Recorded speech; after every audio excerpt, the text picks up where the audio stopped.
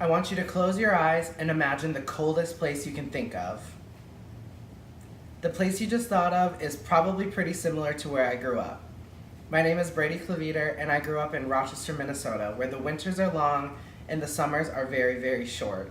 I moved to Florida 2 years ago, and I currently work for the Brevard County Supervisor of Elections Office as an elections assistant. I'm currently pursuing my AA degree, and after I graduate, I plan on majoring in graphic design. Today, I'm going to be telling you about one of the most embarrassing moments of my whole life. Before I moved to Florida, I worked at a coffee shop in Minnesota, and it was one of my favorite jobs ever. So when I moved to Florida, I got a job at Starbucks. It was a little different because we didn't have a Starbucks where I grew up, but I still felt like I had a pretty good hang of it. During my first week of training, I learned how to make drinks, run cash register, and open and close the store, and on one of my last days of training, they put me in the drive-thru.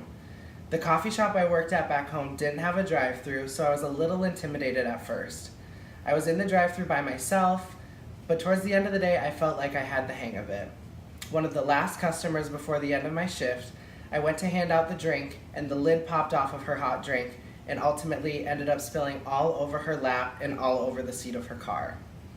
I was completely mortified, and luckily the customer was very forgiving and had a really good attitude about it. At the end of the day, I was so completely embarrassed and felt like all the people that I worked with totally thought I was a failure.